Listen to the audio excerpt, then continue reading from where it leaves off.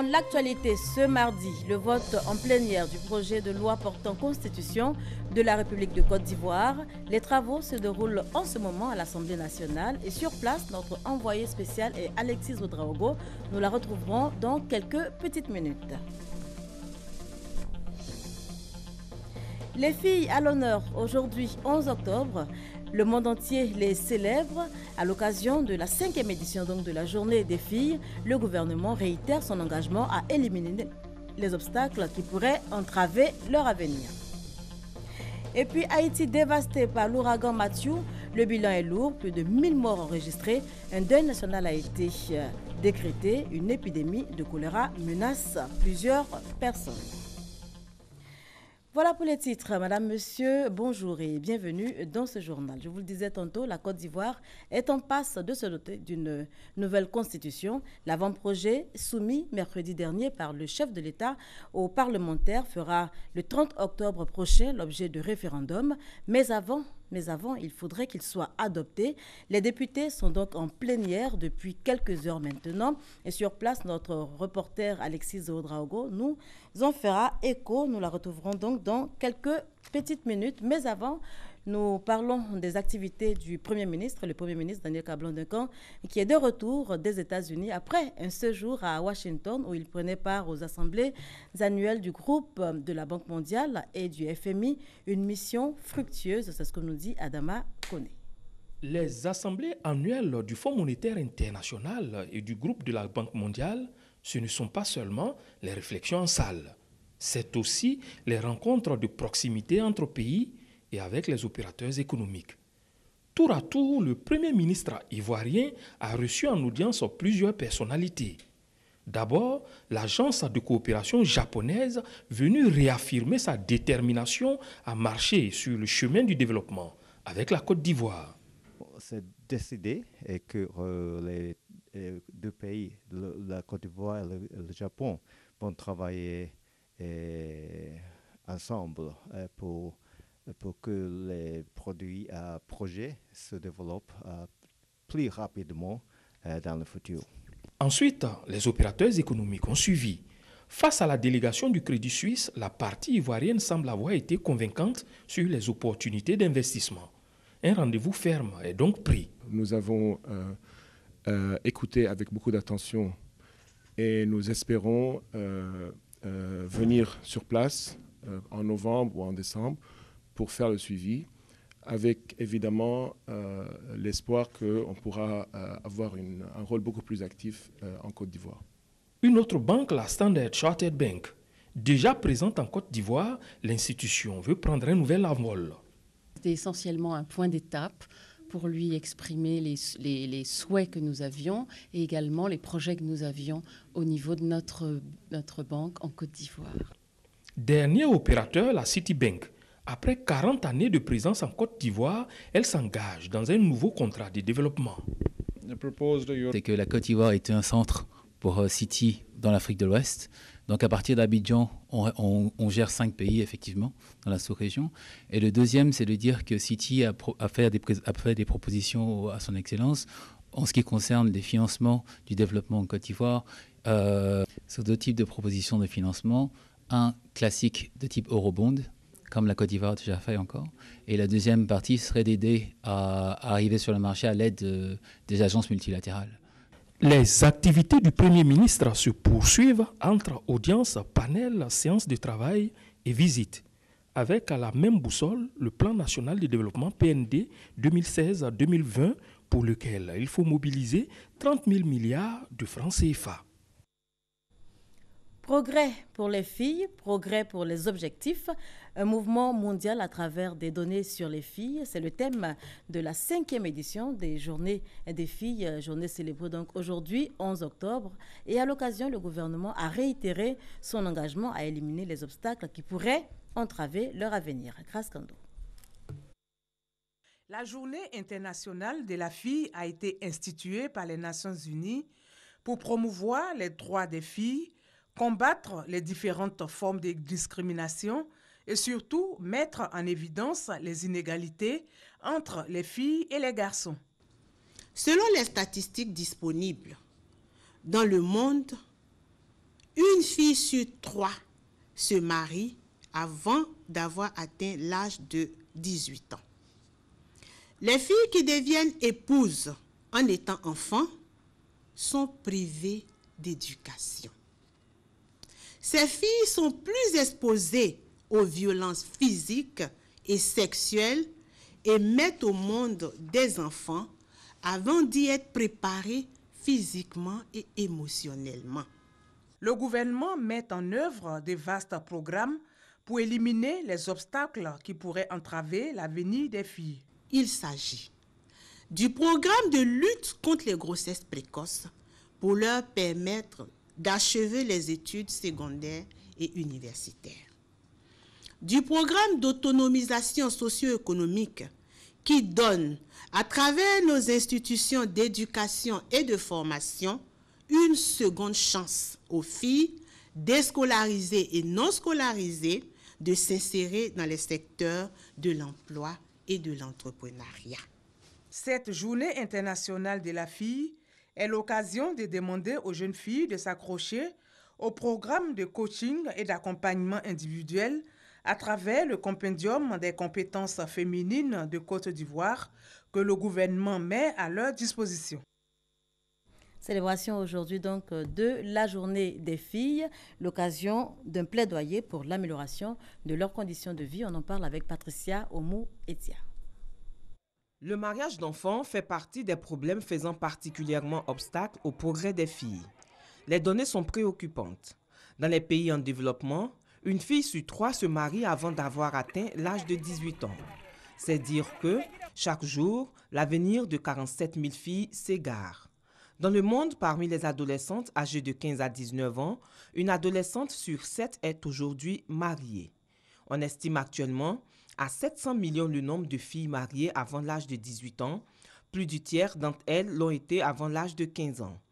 Le mariage précoce entraîne généralement pour les jeunes filles la fin de leurs études, de leur vocation et de leur droit d'orienter leur vie. Parce que chaque fille mérite de prendre un bon départ dans la vie et d'avoir la possibilité de réaliser son plein potentiel, l'ONU vient d'adopter officiellement le 11 octobre comme Journée internationale des filles. Après plusieurs années de plaidoyer à l'échelle internationale, les filles ont enfin leur journée. C'est l'occasion idéale pour attirer l'attention du monde sur la situation actuelle des filles et sur leurs droits. Voilà, et retour à l'Assemblée nationale où nous avons maintenant en ligne Alexis Ouedraogo. Alexis, vous êtes sur place. Les députés doivent voter en plénière avant donc l'avant-projet de constitution de la République de Côte d'Ivoire. Dites-nous, Alexis, quelle est l'atmosphère en ce moment? Comment se déroulent concrètement les travaux?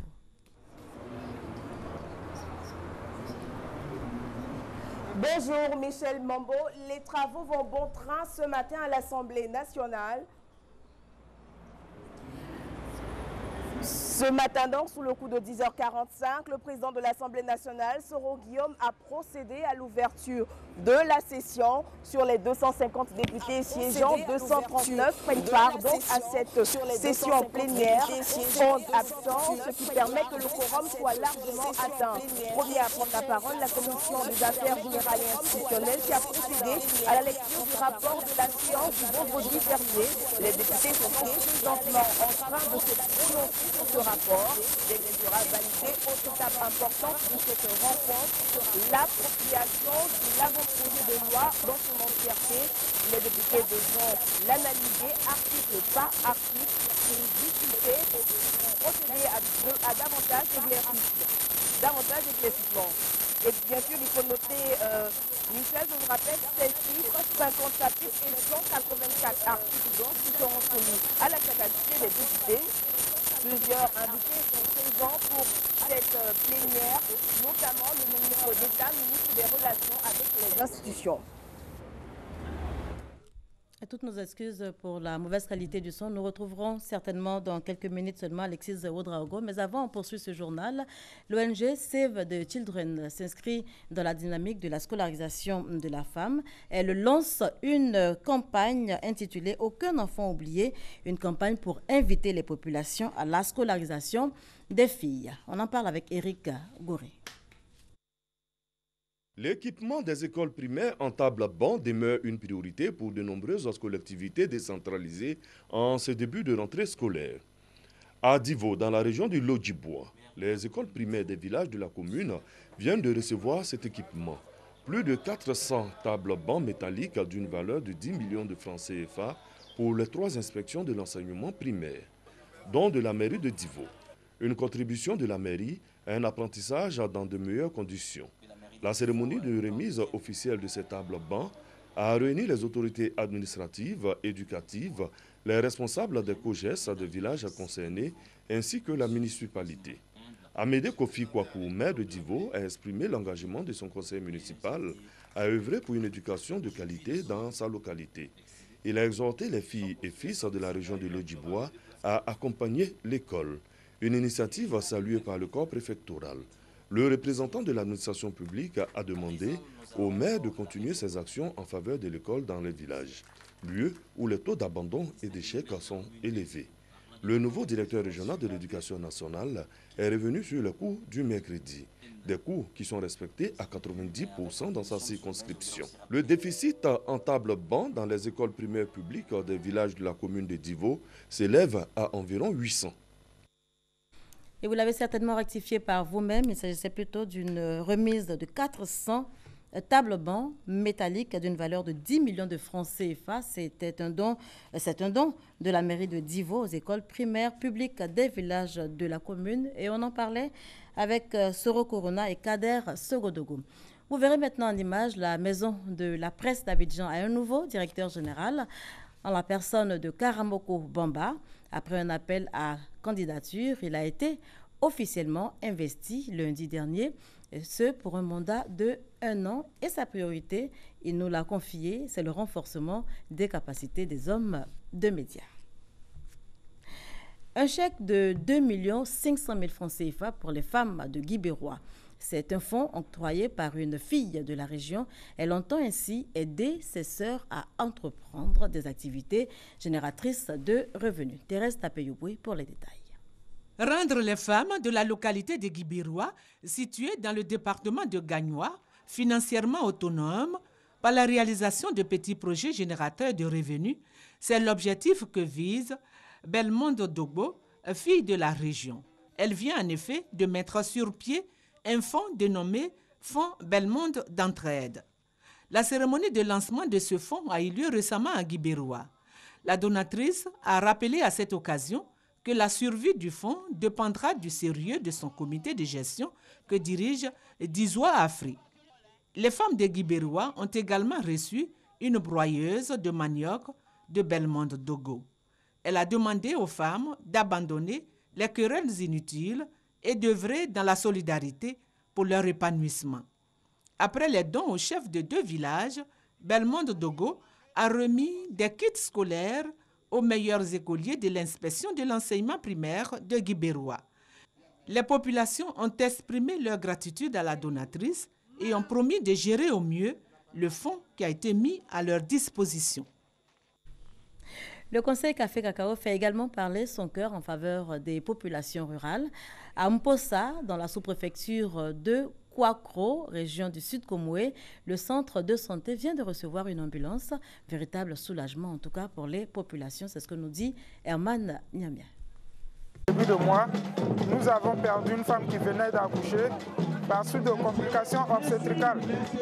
Malheureusement, de 23h à 2h, on n'a pas eu de moyens d'évacuation. Ce n'est pas le seul cas à Mposa. Dans ce village de 3210 habitants de la sous-préfecture de Kouakro, département de Maféré, les malades décèdent très souvent faute de moyens d'évacuation à temps dans un établissement sanitaire approprié. Pour transférer un malade, il faut recourir à la seule ambulance du centre de santé du chef-lieu de sous-préfecture. Toute chose qui n'est pas aisée, vu que la sous-préfecture de Kouakro compte 10 villages. Aujourd'hui, grâce au conseil du Café Cacao, la population de Mposa peuvent pousser un ouf de soulagement.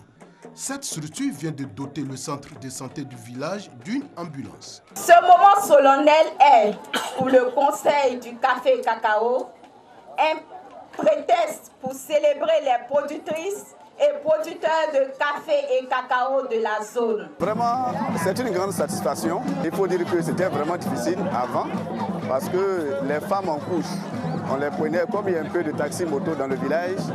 Voilà, il faut imaginer un peu une femme qui est en plein travail. Hein, on est obligé de mettre la femme sur une moto.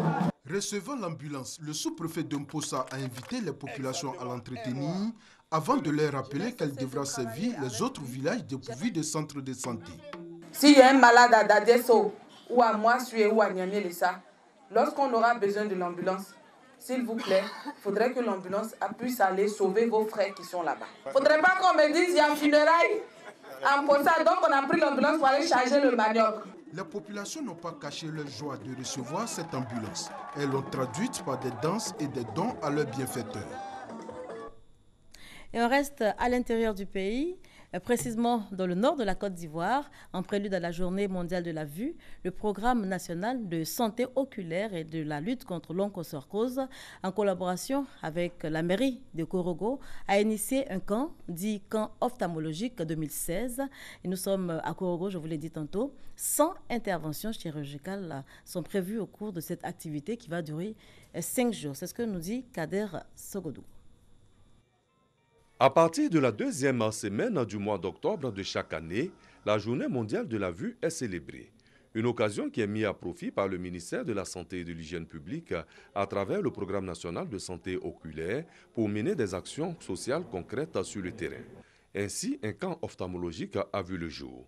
C'est Korogo dans le Poro qui accueille le 7e du genre. Le programme de la santé oculaire organise cette journée chaque année avec bien sûr l'appui des partenaires qui chaque année nous viennent en aide pour pouvoir soulager notre population qui n'ont pas grand moyen pour se présenter dans des structures un peu plus huppées, bien peu chères. Le camp ophtalmologique 2016 bénéficie du soutien de la mairie de Korogo. Au nom du ministre Amadou Koulibaly, secrétaire général de la présidence de la République, maire de la commune de Korogo, je vais d'abord dire merci au ministère de la Santé. À travers donc la journée mondiale de la vue, notre commune a été choisie pour le lancement de cette opération. Donc aujourd'hui, le maire nous a instruit à l'effet vraiment d'informer la population qui est sortie massivement. Plus de 100 interventions chirurgicales contre la cataracte et environ 1000 consultations ophtalmologiques seront menées gratuitement. Les bénéficiaires s'en réjouissent. Mon cœur bat un peu. Je souhaite que ma maladie finisse. Avant Korogo, Dabou, Divo, San Pedro et par 2 fois Toumoudi ont bénéficié du camp ophtalmologique. Dans le Lot-du-Bois, le développement au cœur des échanges entre les autorités administratives et coutumières au nombre des actions à mener pour le bien-être des populations, des subventions et la construction de plusieurs infrastructures. Grâce Kando. Le programme triennal 2017-2019 du Conseil régional du Lot-du-Bois a été adopté à l'unanimité par les conseillers au cours de la 2e session ordinaire.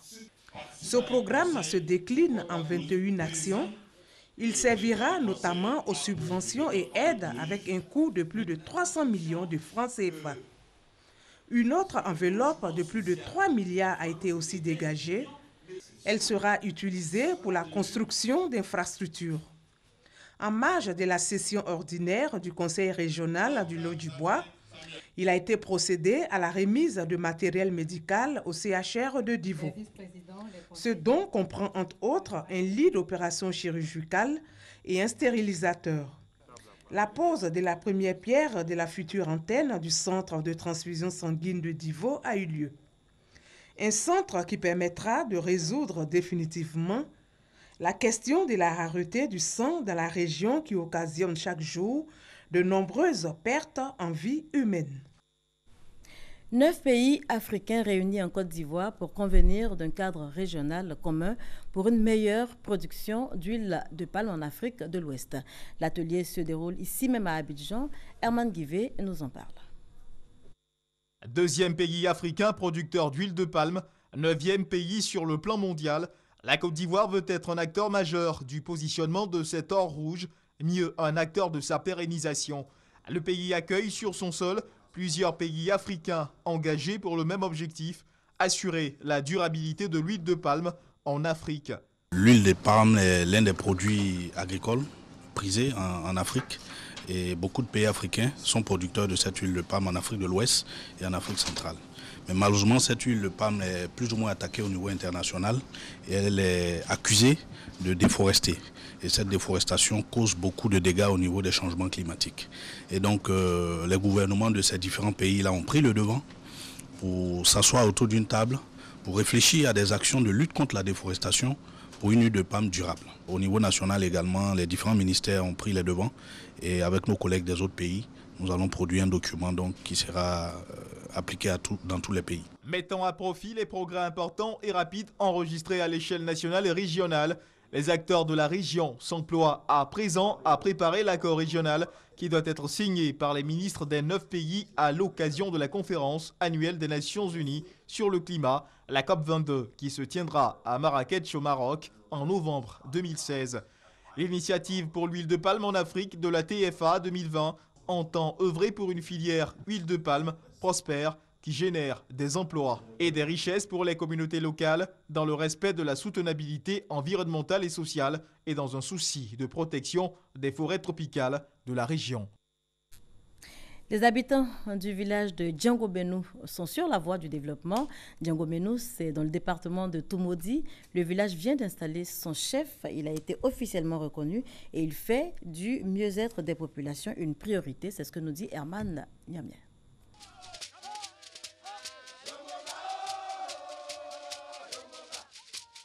Le Goli de Diangoménou dans toutes ses dimensions. Cette fois, ce n'est pas une simple fête des réjouissances. Le village amorce son développement et un grand pas vient d'être franchi. Son chef est officiellement reconnu par l'administration. Ces chants et ces danses que vous venez de voir et d'entendre traduisent éloquemment la joie et le bonheur de tous ces hommes, de toutes ces femmes. Réorganisation du système judiciaire traditionnel, construction de latrines pour personnes âgées, promotion de la culture du piment sont quelques réalisations de Diangoménou à mettre déjà à l'actif de Nana Kwame Yao Ferdinand. Son engagement à faire émerger son village est surtout un espoir pour toute la région du Bélier. Attendez, vous de me voir souvent ici, être présent, parce que le succès du roi de Nana Kwame Yao, c'est mon succès. Sa réussite, c'est ma réussite. Et je sais que nous allons réussir ensemble. 12e chef de Diangoménou dans la succession matrilinéaire, Nana Kwame Yao Ferdinand, succède au défunt Nguessa Marcel. Diangoménou est un village de la sous-préfecture d'Angonda dans le département de Toumoudi. Avec Thérèse Tapé-Yoboué, direction San Pedro pour parler environnement, la région vient d'enregistrer la construction d'un entrepôt. Un entrepôt abritant un bâtiment avec bureau de stockage de produits alimentaires avec utilisation de produits chimiques pour la conservation et l'entretien de ces produits verra bientôt le jour dans la zone portuaire de San Pedro. Afin de garantir la santé des populations, une enquête est ouverte sur l'impact environnemental des populations. En Côte d'Ivoire, avant d'accorder toute autorisation de construire à une unité industrielle, une enquête de Komodo et Incomodo est menée. Pour la construction de cet entrepôt à San Pedro, un commissaire enquêteur a été désigné à la préfecture. Il recevra les observations et oppositions des riverains pendant la durée de l'enquête. Hors de chez nous, Haïti dévasté par l'ouragan Matthew. Le bilan est lourd, plus de 1000 morts enregistrés. Haïti de nouveau donc dans le chaos après le séisme de janvier 2010. Un deuil national de 3 jours a été décrété. Des milliers de personnes sont sans abri, les besoins sont énormes. Une épidémie de choléra menace plusieurs personnes. L'ouragan Matthew qui a également frappé le sud des États-Unis où l'on a enregistré une vingtaine de morts. Les États-Unis où Hillary Clinton et Donald Trump ont tenu leur deuxième face-à-face plein de tensions et de menaces de la part de Trump. Le candidat républicain a menacé d'envoyer Hillary Clinton en prison s'il était élu. Elle, à son tour, a dénoncé l'incapacité de Donald Trump à exercer une fonction de président. Retour en Côte d'Ivoire pour parler culture avant de nous dire au revoir. On parle du FASA, le Festival des Arts Sacrés des Savanes, rendez-vous culturel du pays Sénoufo. Ce festival est à sa 5e édition. Expression, promotion et valorisation des valeurs culturelles et traditionnelles du district des Savanes. Festival des arts sacrés des Savanes, le FASA, offre au peuple sénoufo l'occasion de présenter au monde son patrimoine matériel et immatériel qu'il a développé au cours des siècles à travers une exposition de danse, de rites, de son savoir-faire et de son savoir-être. La 5e édition du FASA a été l'occasion pour le ministère de la Culture et de la Francophonie de déployer sa stratégie de faire de la Côte d'Ivoire un pays culturel. Stratégie qui veut doter chaque région d'un festival. Nous souhaitons voir ici, à Korogo, et après Korogo, les autres chefs de département s'illustrer par de grands festivals. Après le FASA, nous avons créé cette année même, à Bondiali, le festival de Djegere, le Balafon. Il en faut un autre à Ferkessé. Il en faut un autre à Kong. Pour le commissariat général du FASA, ce festival vise à inventorier les danses et surtout celles dites sacrées en voie de disparition, mais également l'art culinaire sénoufo. Après 5 éditions, le FASA se veut un rendez-vous annuel avec l'appropriation du conseil régional, laquelle structure décentralisée appelle les filles et fils sénoufo à s'investir pour internationaliser ce festival. L'attraction cette année fut la danse Sejom, venue de la sous-préfecture de Sirasso, danse sacrée qui annonce l'entrée des jeunes garçons dans le bois sacré. Des danses traditionnelles, des prestations artistiques ont pendant 3 jours montré la diversité du riche patrimoine culturel sénoufo. Et on retourne à l'Assemblée nationale pour tenter encore de joindre Alexis Ouedraogo. Je pense à Alexis Ouedraogo qui est en ligne en ce moment. Alexis, les députés doivent voter en plénière l'avant-projet de constitution de la République de Côte d'Ivoire. Dites-nous comment se déroulent en ce moment les travaux sur place.